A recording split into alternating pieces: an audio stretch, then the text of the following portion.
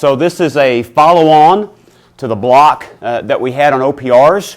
Hopefully that was helpful, and you will see how writing strong OPRs really comes to where the rubber meets the road when it comes to ginning up PRFs. So let's talk about the PRF, the Air Force Form 709. Just like we had processes to write EPRs, processes to write OPRs, I have a step-by-step process to write PRFs. So this is the way I sit down when I'm going to write a PRF. This is the way I crank out PRFs, and I've cranked out, read, reviewed many of them.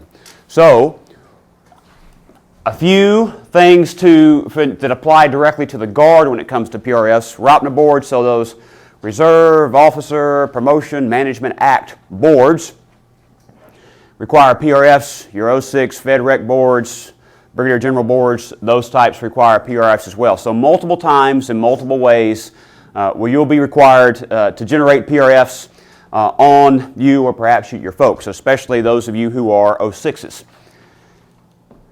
Now, it's 9 lines to sum up an entire career. So everybody take out the example. This is what a 709 looks like in your handout the front. This is a RegAF PRF, and you can see the type of stuff that makes it on a RegAF PRF.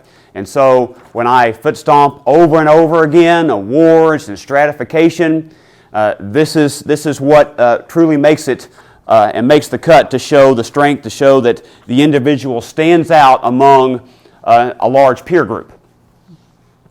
Of course, there are some significant accomplishments on there as well. Now, this is only the appetizer before the meal. So it's the record that truly gets you promoted. So for RegAF guys, when I brief them on PRFs, normally I start out by saying, I just want you to realize the relative unimportance of the PRF. And that catches dudes off guard. So this piece of paper is important because it sums up your entire career. But this piece of paper, this 709, is only a reflection, truly, aside from a few little parts of what's in your record. So bad record, by default, equals bad PRF. Does that make sense to everybody? That's the way it goes.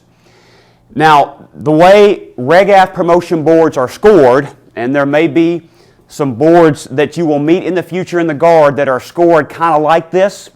It's 6.0 to 10.0 and 0.5 increments for all the records. So normally you have 5 colonels, or if it's an 06, 07 board, general officers sitting around the table. They score the records. A 7.5 is average. 8.0 above average, and so on and so forth until you end up with almost no record score, 10.0. 5 different guys grade the record. As long as there's not too big of a split between the scores they come up with, and once they job out hundreds of these things, they normally don't have big splits for many of them.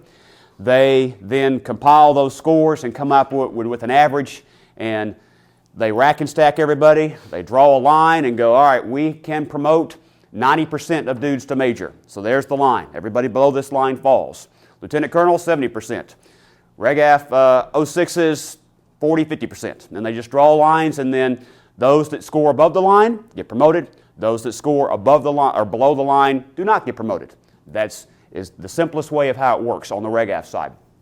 So what I tell RegAF guys is the PRF is not the thing that's going to get you promoted or not. It's the thing that's going to make the critical difference, the 0.5 difference. So what I mean by 0.5 difference is a strongly written PRF may persuade some of the board members to score you just a little bit higher. Maybe you'll get an 8.0 instead of a 7.5. Maybe you'll get a 9.0 instead of an 8.5. Similarly, a weakly written PRF may send a very clear message that the senior rater doesn't think very highly of the individual, and so it'll be a minus 0.5. A 0.5 difference from maybe what the real value of the record would be scored over and over again. So hopefully everybody understands that, thinking about it as the 0.5 difference, thinking of it as that critical thing when it's close that could make a big difference. So we have to always go back to the OPR class and go, all right, what I have to do is write strong OPRs. If I write strong OPRs, and if I did all of the things that RegAF dudes do to make the report strong, then I'll have plenty of fodder to filter into the PRF later on for Lieutenant Colonel and Colonel. So, The bullets, generally speaking, should be in the record. So they should be on your duty qualification history brief, that one-page career summary that folks look at when they're considering promotion, your OPRs, your training reports, decoration citations, mandatory LOEs, like if you were a deployed commander, for instance. Those, it should be in your record when it appears on a PRF. There are a couple of exceptions. The first one is the bottom line. So as you can see on this one, we're going to talk more specifically on the PRF example I gave you of where bottom lines are written, how they're written, and none of this should be documented in the record. This is a standalone push statement with stratification, etc., that comes along with what the senior rater does to push the individual for promotion. Also, senior rater verified statements after the latest OPR closes out. So if you kind of think about a time continuum moving along, when OPRs close out, all the things you did, generally speaking, during that period, if it doesn't make it onto the OPR, then you've lost out. And as things move along, if an OPR closes out, let's say your OPRs close out in June every year, you're on an annual cycle, you meet a board this spring, let's say you win some kind of big award. Well, Colonel Wall's signature can verify that you won that award in October 2012 because your OPR hasn't closed out yet.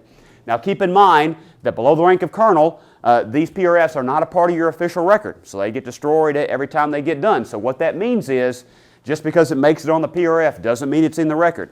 So if you use that, hey, I'm putting this on the PRF to capture it, make sure you roll back around and capture it on the OPR when it closes out next. Because next year when you go to write a PRF again, if you have to, then the rule set we just used won't be applicable anymore because you should have captured on that latest OPR. So that's how it works. Now, when it comes to what's actually in your record, you can paraphrase as long as the meaning and the intent of the reference has not changed. So a couple common examples of where dudes will change the meaning of the reference on a PRF is they'll take, and this is mainly a RegAF problem because we're always pushing as hard as we can to make the paperwork look as glowing as we can. We'll take a statement like, tops in my Squadron CC Corps. And that will come out on the PRF as being #1 Squadron CC. Those two things in nobody's world are equal. They're not the same thing. It can see where perhaps it might be implied, but those two things are not equal. So you could quote this part on your PRF if that's what it says in your OPR, but you could not translate it into that. You can paraphrase other things in other ways as long as it makes sense, as long as it doesn't change the meaning and the intent of what the OPR was trying to say. Other instances are where folks participated in an event, and on the PRF it turns into that they led the entire event or activity. Again, those are two different things. Then the whole strat thing and the whole whether you participated or were a vital member versus leading the whole effort, those are the two big areas where folks will paraphrase and they'll paraphrase incorrectly. So again, just like we talked about, where a senior rater or a rater can really hurt a record is when the board member looks through the PRF and then basically finds blatant misinformation in the PRF when he digs through the record, because nobody looks through the PRF in the 2 or 3 minutes that they use to review a record and then they don't dig into the OPR. They review everything, and if they find in the OPRs where it's basically misinformation and lies, then you have now hurt the ratee in a huge way because of something that you tried to do in kind of a speeding type of format. Does anybody have any questions on that subject? Okay, let's jump into how step by step we write a PRF. So just like on the OPRs where we reviewed all the stuff, we made a plan, we're going to go through all that process again, except in more detail when it comes to reviewing the officer's entire career. So in the OPR, I'm looking at the most recent stuff. I'm trying to make sure everything's lined up. In this, I am literally reviewing every piece of the puzzle so that we can make sure nothing is missed. So that means, do you have any decorations that you received, but they're not in your file? Do you have any training reports or OPRs that are missing? Perhaps an OPR that should have been cut a year or two ago and wasn't, needs to be accomplished. You look at the officer pre-selection brief, or the one that follows off that the board actually looks at, the same document just with two different titles, the officer qualification history brief, and you see, is there anything that's incorrect? Are all the duty titles, is the duty history accurately reflective of what the officer has, the jobs he's held and done? Are you missing PME? So go back, is your in correspondence PME, if you did that, updated? Are your master's degree, bachelor's degree, are those updated? Do you have all the decorations not only physically in your file, but are all the decorations listed in your one-page summary?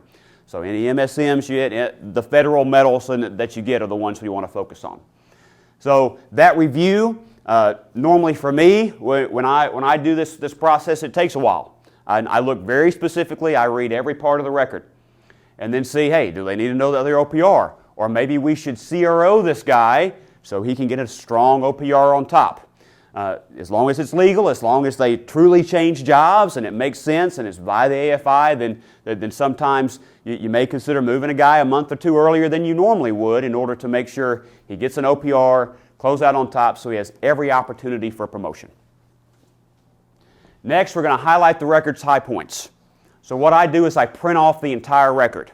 And let me define again what the entire record is. I print off all the decorations. I print off all the training reports, any mandatory paperwork that's in the file, all the OPRs.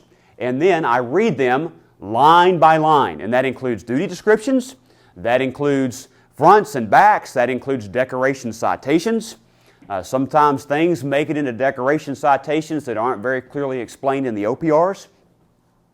And you can use decoration citations to cite things in the PRF as well. So a lot of times folks will just go straight to the OPR bullets themselves and leave out some of the other stuff that could get you some strength in the record. So you're looking for anything that sets an officer apart from his peers. So that's why we talk about stratification, that's why we talk about awards, that's why we talk about significant accomplishments that show impact, and show impact in, remember some of the impacts we talked about, direct comparisons, where you're taking it and you're showing how you got some praise and compliments from some very senior dudes that other guys didn't get. That direct comparison is what we're looking for. And normally as I go through and highlight the record, I highlight more than I actually use in the PRF when I go through and scrub this thing. And again, I read every sentence, every word in the entire record for the PRF. And does this take hours? The answer is yes. It does take hours. It normally takes me a couple hours, and I've written 1,000 of these things. It takes me a couple hours if I have everything in front of me. When I sit down to write a PRF, it's normally at minimum a 2-hour process for me to read and then crank out one, and I've written a lot of them. So in no way do I want to take away from anybody's talents and abilities, but I would ask, how long should it take you, if you put the appropriate amount of time into it, to crank out a strong PRF when you don't write them, have not written them all the time, perhaps like some other more experienced folks. Don't forget the duty descriptions and decoration citations as you read. Now, clean kills. So this is what we're going to highlight. I highlight any stratification, 1, 2, 3, 10% or greater, that's what I'm looking for. Any individual awards. If you win an individual award, if there's any PME type of recognition on any in-residence type of course, or maybe you attended a correspondence course and you got some type of distinguished graduate or some type of with honors award, I definitely highlight those. I highlight team awards where the officer was the team leader. So if you are the squadron commander or the DO in the General Joseph Smith Trophy Squadron, the AMC Airlift Squadron of the Year, and you are the leader of that, then that is a huge bullet on your PRF. If you are lieutenant or captain, random dude flying the airplane in the squadron, that probably won't make the cut if you have other individual awards that show that you stood out from your peers. So there is a delineation between team awards and individual awards, but where the officer was leading, that is a huge impact of an award. Special programs and training. So when you are competitively selected for things, you definitely want to bring those out and highlight those accomplishments as you move along. And now these are pretty clean kill. yes or no, black and white. You either won the award or you didn't. You either were stratified or you weren't. The last one is where it gets into the gray area and where most of your information will probably come from, and that's significant mission and leadership accomplishments and impact, especially during deployments. So when you deploy, I really like to capitalize on deployments, on combat, really show mission and impact there. So that's what we're going to highlight. Now, this is an important step. This is one where when you go through and spend time scrubbing the record, as it goes up the chain, most people up the chain will not have the same amount of time as the first guy, the squadron commander, whoever is writing the PRF initially will not have as much time as you will to screen the record. So, let me throw up a few different examples. Then this is a RegAF OPR, and my question to you is, what would you highlight on this piece of paper here? And we're allowed to use the duty description too, right? So yes, anything in the record is fair game, and so this is a duty description from a past job. So what would you highlight in this entire form? If you see one, just holler it out. No, it's not the same. Leads 37. So let me delineate. This is I cut out one block on an OPR. This is not a PRF. This is an OPR.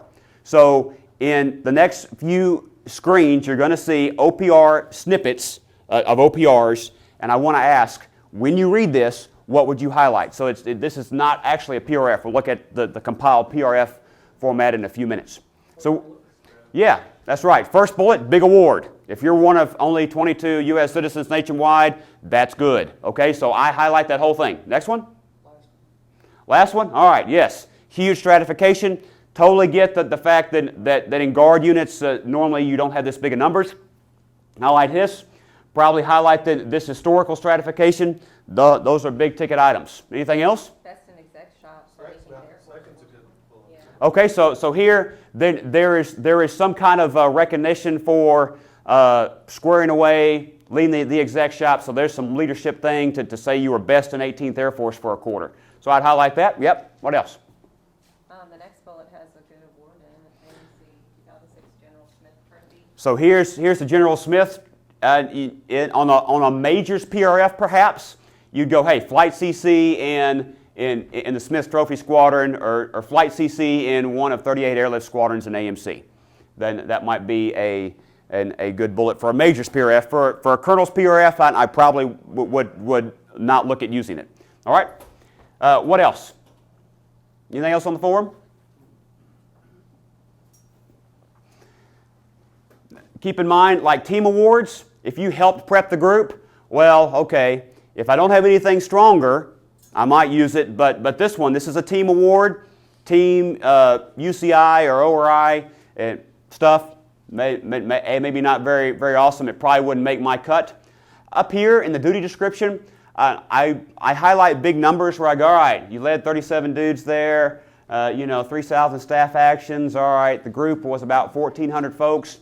And I only highlight that just in case, as I try to tell a story. Remember, this is the story of an officer's career. So I'm trying to build the sight picture, and that may end up being, hey, this is how many guys this dude has led successfully throughout his career. Maybe it's 600, 700, maybe it's 2,000 for guys that are colonel going to brigadier general, and maybe that's a big number where I can combine and show some huge impact.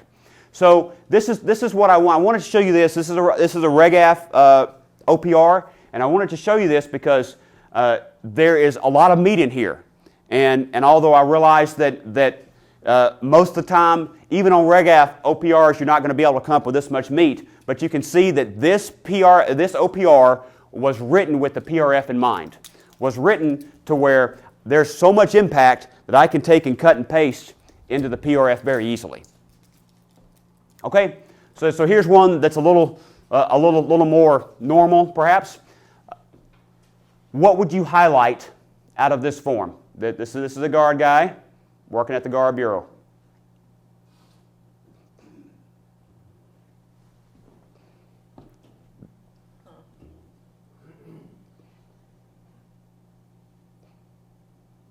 Well, you can go for the numbers up top again. Yep, I mean, to show impact, I mean, the impact's going to be, hey, this guy did a staff job. That, you know, if you're desperate. And again, when you look at compiling these records, it all depends on what's in the record. So things that would nowhere near make the cut in a very strong record may be at the top of the list in a weak record. So you just don't know until I get all the paper, I highlight it, I think about how to tell the officer's story in the strongest way possible. Are you going to know? So as I go through here, I go, okay, maybe I'll highlight, you know, he did some stuff with $9 billion ops budget. It's a big number. Maybe I can throw it in later. So all right, there's not much in the duty description that I would highlight other than to reflect the fact that the guy did a half-staff tour, and so I want to make sure that that gets reflected in his PRF. What else? Bottom. No, semi number 1 of 7A. Okay, so bottom line, what does AO stand for? Action officer, that's right. So I'd highlight this part. Yeah, you got some more strat down there. I'd highlight that, and those would go into my strat category. All right, what else? Led the Tiger team, it does show some leadership. Doing that, planning the dead, so that first bullet, I think you could use pieces of it. Yes, sir, exactly right. This blocker right here, you know, he's the lead on the Vice Chief of Staff, F-35 Tiger team, new weapon system, big 4-star level, you know, kind of committee. I would highlight that. Only 15 in the nation. Yes. So here's the next big one I'm going to highlight. And keep in mind, I'm showing you examples of how this stuff should be written. So where's most of our highlights coming from? Top and bottom lines, because that's where the most important stuff goes. Kind of getting the drift now? So elite A&G Force Development intern, program intern. So a few years ago, General Wyatt decided, hey, we can have 1-year interns. Each state can submit for a major or lieutenant colonel to come up and do a 1-year stat tour at the Guard Bureau. And so it's a competitively selective type of process recommended by the state leadership. So in this year, this guy was only one of 15 for that year. So that's a competitively selective program to show that in theory he beat out his peers. Don't do cuckoo guard logic and go, well, he was really the only guy that the state put forward, so of course he was going to win. Don't do that. Just go make the OPR reflect how the competitive selection process in theory should have gone. This would definitely make a PRF in my opinion. Now, there are other words in here in the middle. You know, you got he's Director of National Guard, 4-star, round table, perhaps. As you look through this, there are other things that perhaps you could use. You all got the strongest stuff. But if I needed to come back to this report, because maybe it's the only one of a few that's written this strongly, that has this much impact, maybe I have to come back and siphon some more off of it later on after I get done digging through the record and realize that I'm hurting to find stuff. But in general, you all got the stuff. So one more here.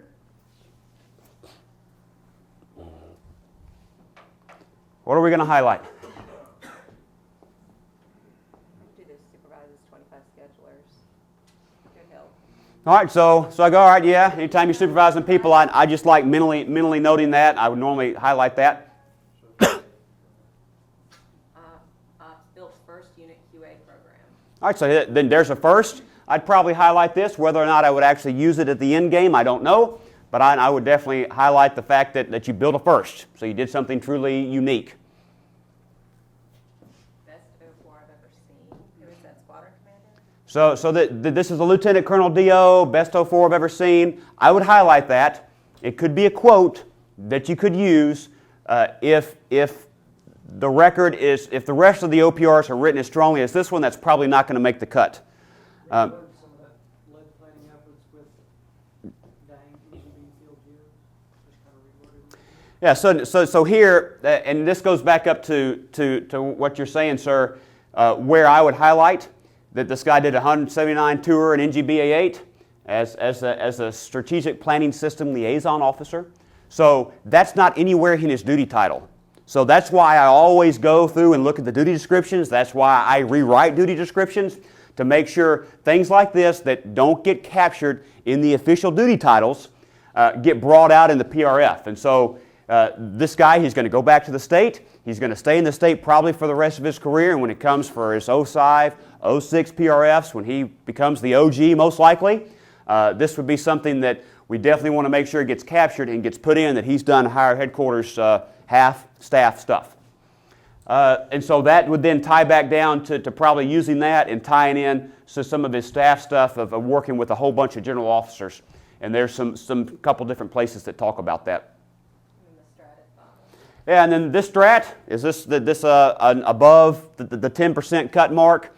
And again, with stratification, if it's 15%, top 15%, and I go, well, he doesn't have much more strat in his record, I may take this top 15% type strat, but this is well within the category. I would highlight that and probably use it. Okay, anything else? So again, if this is the only really strong report the guy had, I may have to go back and pull off another thing or two, but in general, you all captured what I would capture. So now, when we have all that stuff highlighted, then I take the next step and I go back through the highlighted items. So all I do is sit, I flip, I read, I highlight. Then I have the stack of records. Now I pull up a Word document, or I just take a sheet of paper and I start writing down, and I separate everything into categories. So category 1 is always stratification. So any type of stratification, whether it be an historical strat like best exec I've ever seen, or straight up strat like you saw there, I write down, and I write down exactly like this. What was the actual stratification? If it's a little bit longer, then maybe I want it to put in the PRF and I have to paraphrase a little bit. I'll do that later. But I want to capture what was exactly in the record, and I want to capture exactly who said it. Those are very important because this is how you're going to annotate it on the PRF later. Next, I'm going to pull out all the awards, and I'm going to write those down. So I write it down with things in mind about how I'm going to form the PRF later. Now this is a pretty big chunk of words. However, pretty big chunk of words, but it is a huge award. So with huge, big accomplishments, I will take up a little bit more real estate, both on an OPR and on a PRF, to sell those accomplishments so they're not missed by the guys on the board that are grading them. So maybe you got some CGOY or some type of award. Always make sure there's strata tied with the award, and I list those, and then, this may make the cut or may not, but I list it anyway. Okay, special programs, training, PME, you have that force development intern, DGs. Anytime you're a DG, a distinguished graduate, out of anything, pilot training, follow-on training, C-17 initial qual, you go to your maintenance course and you're a DG there, DGs are huge. So in some of the RegAF PRFs that I've written, fast-burning dudes to 06, they'll have 5 or 6 DGs in their record, which is unheard of even on the RegAF side, but it's a very clear picture. So all we do is we put in the top line, DG times 6, and then we list them all, and it's game over. I mean, it gets a high score and move on, because a distinguished graduate is a set of people, especially in the PME realm, and you're taking an opportunity to compare yourself against all the peers. So basically, when you go to SOS, when you go to ID and residence, for the few that might go, it is like a promotion board. So when you get a DG, it's like you're saying, all right, I beat out all these peers of different career fields, which is similar to how promotion boards on the RegAF side and your FedRec promotion boards work. So DGs are huge, especially any PME, special recognition in residence, and I like to pull those out like outstanding contributor, writing awards, things like that. Next, mission accomplishments. So there we talked about a few of these. I list down a few mission accomplishments just to get an idea, and we're going to, on the next slide, break down mission stuff more into categories as we get ready to form our theme lines. Now, just like we talked about, why do I look at job descriptions? Because I want to take job highlights, look at leadership, look at breadth. So how are you in a situation where you have done things outside of your career field, where you've done higher headquarters type of things, joint forces headquarters things, for instance, and want to look at depth. So if you're a C-17 guy, have you gotten your upgrades? Are you the best in the business at your craft? And I want to take all those and kind of paint a picture. What's this guy done? Where's his career gone? So here we had the half-staff tour. Have you been a deployed leadership kind of guy, deployed ADO? Those things are important. Wing exec. Perhaps you did some kind of temporary high-level job. You can definitely take those out. Maybe you've flown multiple airframes and been higher-ranking qualified IP, EP in those. So I take major weapon system times 3 and list those out. So those are just job highlights as I capture.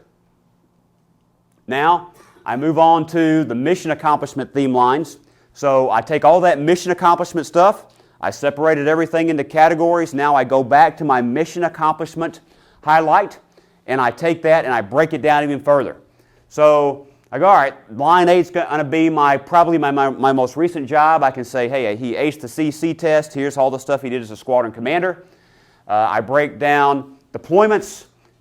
So I decide how I'm going to sell that line. Maybe I break out some staff work, some safety work, flying expertise, things you've done in the flying realm, AFSC expertise for those that are non-rated.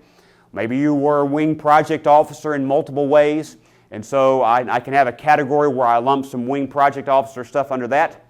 And if there's any other significant accomplishments that you have in a set job, you can make that a category unto itself. Oftentimes, as we're going to see next, the theme lines becomes the jobs you've done early in your career all the way through to later in your career. All right, so there is breaking it into categories. Now, again, there's a methodology here. There's a specific methodology because all of it builds on the way I end up writing the PRF.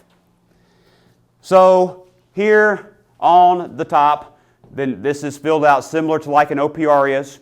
This unit mission description is one that is supposed to be blessed by the senior rater, so it's supposed to be standardized for everybody. So, and this unit mission description should tie into what this block says. So, if you are a squadron guy, this should be your squadron unit mission description. If you're a wing guy, this should be your wings unit mission description. More importantly, duty description on the PRF should be similar to the OPR. The lines are the same length, so there shouldn't be any issues there with transferring them over. And I always try to capitalize the duty title and make it pop and stand out a little more. All right, so now when you get to the bottom, these blocks are filled out a little bit differently for guardsmen than they are for active duty folks. So for guard PRFs, normally the below the zone and the in the zone blocks are not checked. Let me just very quickly explain the active duty system for those that may not be aware. How the active duty works is you are promoted via a board and then you get a slot for the next rank. Your system, in many ways, works to where you are set into a slot at the next higher grade and then you get promoted. So a little bit different. So RegAF guys, starting with the rank of going to lieutenant colonel, they will meet below the zone boards, 2 below, 1 below, and then an in the zone board.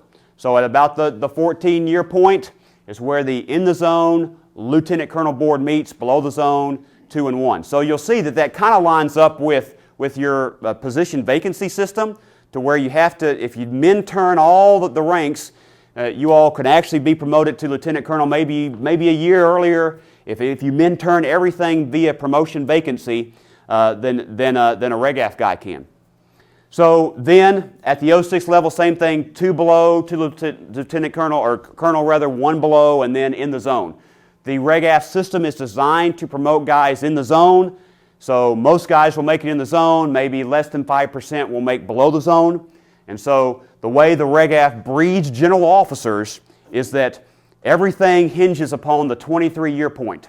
And this is just context so you can understand how RegAF guys look at this PRF, which is who will constitute your Fed Rec boards. So everything hinges on year 23 for a RegAF guy. At year 23, that guy, if he's competitive for GO, if he's competitive to be a 1-star general, should be a sitting wing commander with all his blocks checked, which means he's done his in-residence PME, he's done his joint tour on the JCS or a COCOM somewhere for at least 22 months, and he's had multiple levels of command to culminate in a wing command.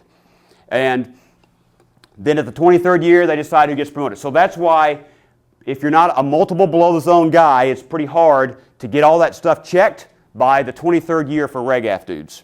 So that's how it works. That's how it works for Reg-AF guys, and that's why below the zone promotion is where the Reg-AF begins to distinguish who's going to be their general officer leaderships. But the system's designed to promote almost everybody in the zone, and guys make colonel all the time in the zone to lieutenant colonel, in the zone to colonel, and that's the way the system is designed to promote people. Group size, this is not used on PRFs that are below, in the Reg-AF that are below the rank of colonel, but for you all, going to a ROTMA board, because your senior rater gets unlimited DPs down here, unlimited definitely promotes, then the senior rater going to a ROTMA board has to go, all right, going to an 05 board, I had 10, so working from right to left, 10 guys competitive for the board, the senior rater did, the guy signing at the bottom here. I gave 5 of those guys DPs. And this guy ranks the number 2 of the 5 guys that I gave DPs. So that's what 2/5/10 would mean. So that's the way you're rack and stacked on the PRF. So for Reg-AF dudes, they're given promotion allocations. And so what happens is, going to lieutenant colonel, for instance, the promotion rate's normally about 70% to lieutenant colonel in the zone. They'll get DP allocations for about 55%. So the system ends up being designed to promote everybody who gets a DP, and then the strongest folks that get a promote recommendation. Now, that's just to give you context about how Reg-AF guys look at it when they see this promotion block. So, however, that's not the way it works here. Your senior rater can check definitely promote as much as he wants. Now, the board, ours for the line of the Air Force guys normally start with the letter P. You all, I think, start with the letter A. And what this means is, you see P0512A. What this says is, this is a promotion board, or A would say the same thing. And this is a promotion board to 05. This is in the year 2012, and this is the first one. If it says B, it would probably be the second one for that year. So that's what that little code means. And this senior rater ID is linked to the office this individual holds right here. So how you fill out the bottom, of course, the dudes at your state headquarters are going to help out to make sure that you don't make mistakes there. And if you're going to give a guy a do not promote, just like with referral OPRs and referral EPRs, I'm not going to get into the details, but there are rules that apply there, and you have to take extra steps to make sure that you're going to give a guy negative paperwork, in essence, by giving him a do not promote. So this is the way it works. So dig into the AFI, ask questions to your state dudes if you need to go down that road. Okay, the purpose is just to basically make it like the Reg-AF. So what I mean by that is, when a Reg-AF commander checks definitely promote, it's a clean kill. Because how it's allocated, let's say it's a 55% allocation. Well, I go to my group of Reg-AF guys. I have 9 majors on the base who are competitive in the zone for lieutenant colonel.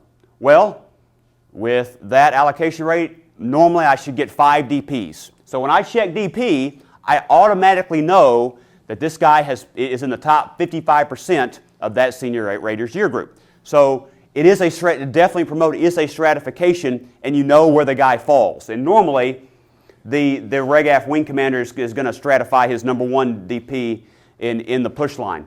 So this kind of forces, it allows you to have as many DPs as you want, because different rules, different system, ROTMA, federal law type of things, but it lets the board members know where that guy falls in the big mix.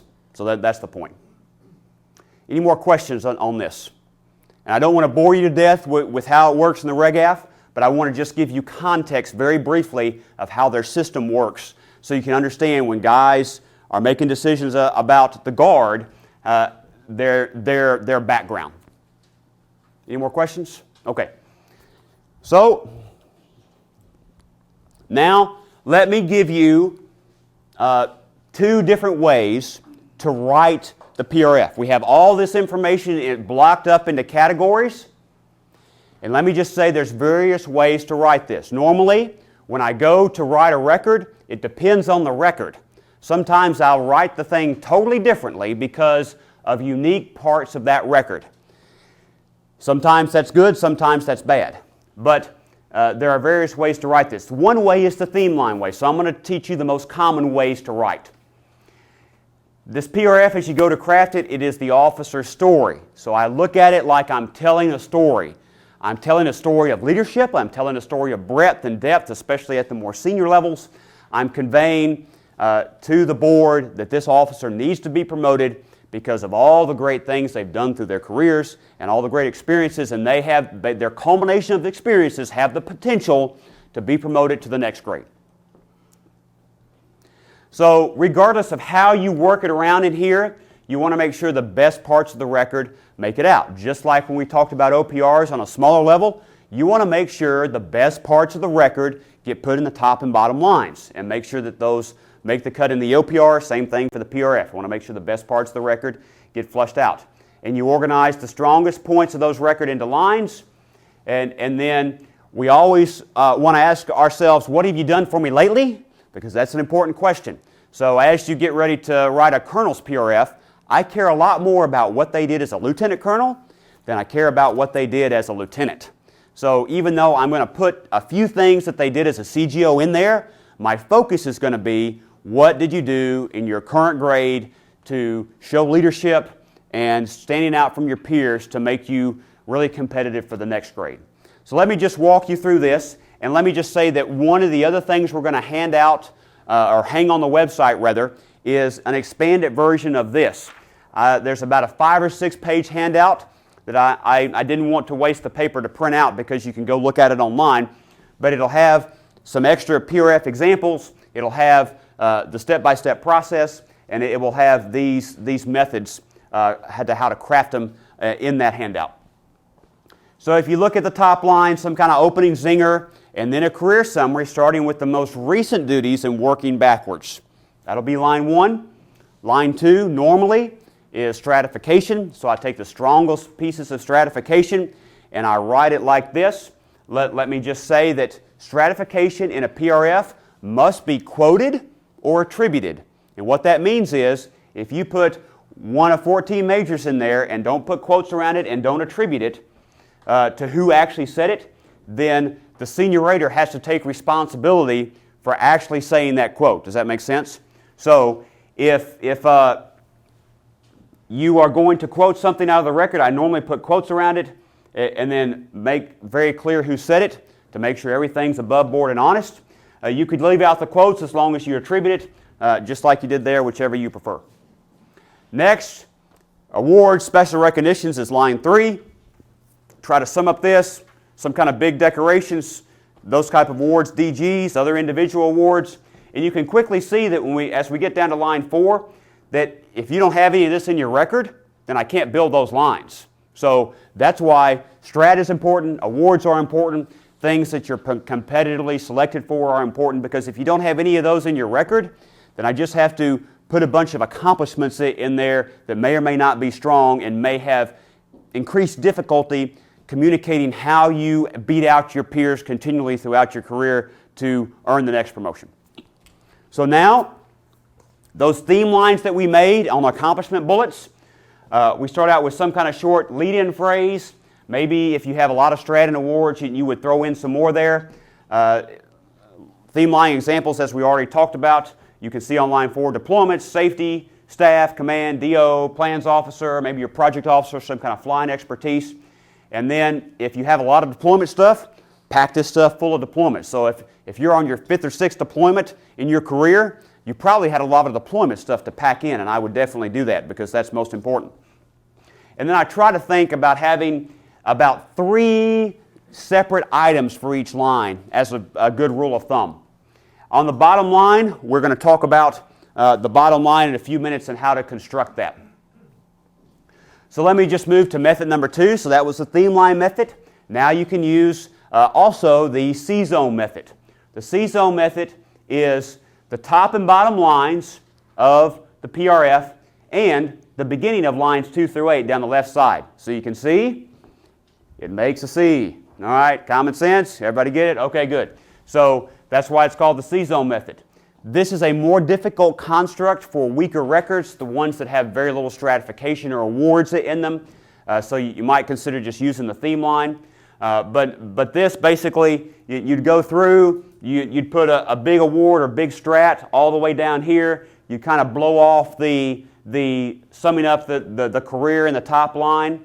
And then you just try to put the strongest pieces of strat or awards all the way through. So when it gets read, the top and bottom lines and down the left side are what the folks are going to see and stand out to them. The stuff here in the middle is probably not going to stand out as much. So I want to capitalize on the space. Or you could indeed, depending on the record, do a hybrid of the theme line and C-zone method. So now we're going to get ready to write line 9.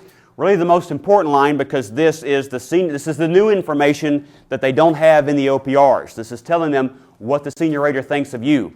So this is the construct. Senior rater stratification, some kind of zinger, and then your command PME staff pushes just like in the OPR.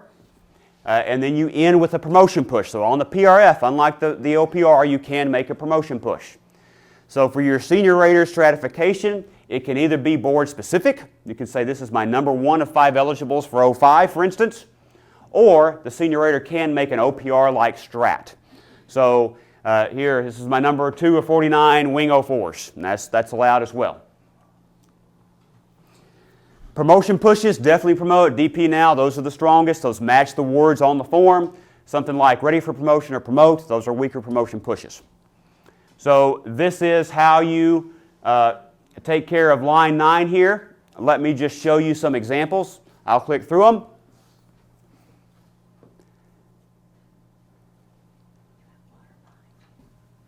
Oh, okay, thank you.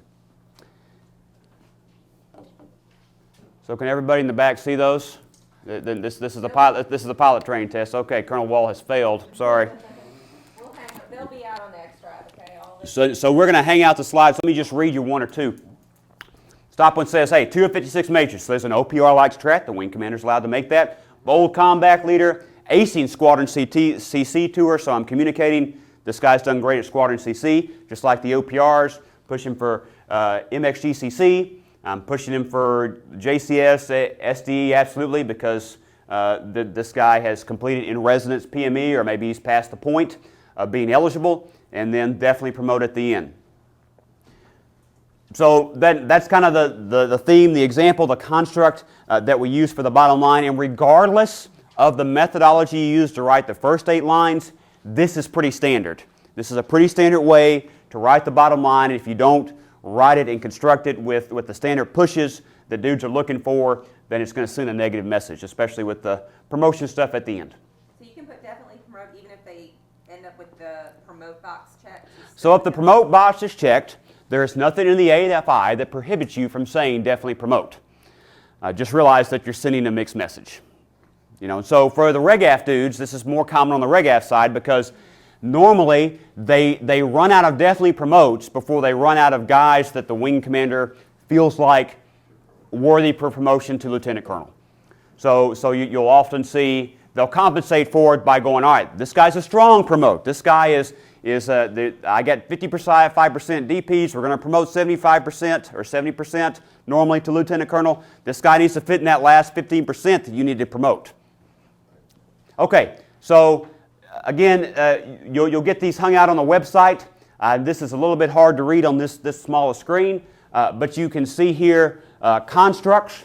And what I try to do is take records that did not have as much as the one you have in front of you, where it's just all kinds of crazy strats and all kinds of crazy awards and all that sort of thing. So this is one where I'll just read you the top. Elite 10, NGBA 8, FSO, so Flight Safety Officer, Standing Eval Chief, Flight CC, Squadron Exec, IP times 3, C-130, T-37, UH-1, EP times 2, T-37, UH-1. So just trying to tell a story, trying to convey a picture for this guy getting ready to move to Lieutenant Colonel. Got some strats in here. Hey, he's a VP mission expert, so here's some helicopter stuff he was doing. UPT leader, There's some UPC stuff he was doing, safety guru. Here's a bunch of deployed safety stuff that he had going on. Warrior, here's some combat ops that he's taking care of. Here's your A&G Force Executive Force Development Program Selectee, only 15 in nation, and then some of the stuff he did at the Guard Bureau. He's a staff leader and still remain current and qualified in the HERC, and there's some other staff stuff he did while he was at the Guard Bureau. So what have you done for me lately? All right here, right? What have you done for me right now to show leadership? And then you have a bottom line that says, hey, this guy's my 2 for 11 for 05. Make this 390 combat hour leader, a C-130 squadron commander soonest. SDU must, definitely promote. We don't have anywhere where we can spell out acronyms or anything on this sucker, though. Absolutely not. You cannot spell out acronyms here. And so the same ground rules apply. 06, outside the career field. Now you can speed a little bit, especially in the middle here, when it comes to trying to sum up stuff. So does everybody know what ESO camp is? Yeah, 06, yeah. Yeah, everybody should know what that means. CNGB, RegAF guys should get a brief at the beginning, but they should know what that is. Flight CC, OGCC, Southcom, OEF, PALM, TFI, RegAF 06s, Guard 06s. They should know what almost all that is. And keep in mind that if someone's speeding through this, there's not a lot of time to look at records. And so if they don't understand it, they'll just read over it and keep reading. So I mean, that's what's going to happen. It just won't convey meaning. It won't mean that, oh, your day is done and you need to go to the execution gallery because you wrote a bad PRF. So then that's how, in general, these things should be written. Here on the bottom, you can see in your handout that this is a guy on the RegAF side that got passed over in the zone, so a little bit weaker record, but a way that when we took the things he did and try to make it stronger to make the above the zone promotion. These are examples to 06. So let me just go to the bottom one and I'll read off an example of 06. 10-11 scale, TFI Squadron Commander, OSS, DO, twice deployed Squadron DO, AOC Div Chief, KC-135 EP, CSET 17 IP, Wing Exec, Standing Val Chief. Again, this is a PRF I took from the RegAF side, as you could probably tell. Number ones galore, some good strats, excels.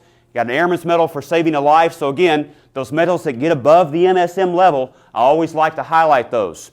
SOSDG, some KC-135 training DGs.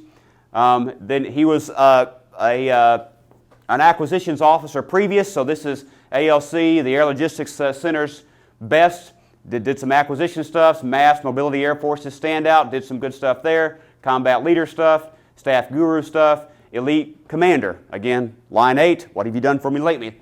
And then finished off with a strat, future OGCC, combat proven leader, follow squadron CC with SD and joint staff, definitely promote. All right, so there is an example to 06. Again, I totally understand that there are some things that as guardsmen at the higher levels you might not have, but the same method applies of telling the officer's story with what's in the record. All right, so step 7. We're going to build that PRF verification sheet and finalize. Flip over to the back. And this is just an example. This is normally not how it's done. That I got tired of when I rewrote PRFs, moving on Excel spreadsheets, stuff all around as I rewrote it. So this methodology allows you to use footnotes. And so all you have to do is cut and paste the footnote, and it drags, when you change a thing from line 2 to line 4, you drag it, and it moves it around and changes the reference from being reference number 2 to reference number 6. So a pretty nifty way to be all geeked out about staff work if you're like me. And then you can see here that all the bullets have a reference except for the bottom line. So you go through there, all the OPRs, exactly where it comes from, and down to the very line. And then some lines, you may have to use multiple sources. So if I'm talking about an aviator, this is a common one, where I talk about multiple theaters, multiple deployments, multiple AORs. I normally have some kind of concise reference, and then I have to pull from 3 or 4 OPRs. And this would especially be on the guard side as you all lead the charge out for every combat operation we do for the past 20 years, to really get down and sum up from multiple places where I took the information for that single bullet. Again, you want to make sure you're not speeding on any information listed on the PRF. So make sure you can paraphrase all day long. Just make sure the meaning and the intent don't change. And you compile whatever PRF package the state and Guard Bureau folks want. And then that trusted peer review is huge. Send it up the chain. Require to work the edits as required. And then a member receives the senior rater signed PRF prior to the board, about 30 days. And then you can submit some kind of appeal or a letter to the board. That is allowed. And in the one instance, normally letters to the board aren't good because you're trying to explain something bad you did. So, you're trying to say, well, the court martial convicted me, but, okay, that's not going to help. So there might be an instance where, as I kind of thought through where I would write a letter if I were a guardsman, and the one place I came up with that is allowed is I would think about a 1 or 2 line letter if you are going to a Lieutenant Colonel Rotma board and you have not gotten your PME done yet. Now, I would not whine and say, I didn't get my PRE done, screw you guys, we don't need to do PME because we're the Guard. That's not going to help your case. But if I do say, I am 1 test away from completing my PME, and and my PME will be done in the next 90 days. I mean, that's not done. You're still not done, but that at least shows that you are working on it, you're almost done, and it gives them a snippet of positive information to explain a glaring hole in your record. Okay? So that's a thought on that. So final thoughts. A well-written PRF alone is not going to get you promoted, as we already talked about. But it can make the critical difference when things are close. And there is a promotion half-life. So, how many times you get to go to a Rotma board? Good, a couple times. How many times you get to go up to a FedRec board? Twice? Okay, so that is the promotion half-life. That means that when one of your folks is competing for promotion, this is not a thing that keeps coming back around and around again. Opportunities are lost. They go away because as guys get past the window where the system, whether it's a Guard system or a RegAF system, decides that this is the time that they need to be promoted or the time they need to be considered to be promoted, the promotion half-life goes away, and all of a sudden, as you try to work to get them promoted later, it just becomes a lot harder because the system has passed them up in their critical window of promotion opportunity. So, let me go back. Can you go back a slide? All right. So there's the PRF brief in an hour as promised. Do you have any final questions?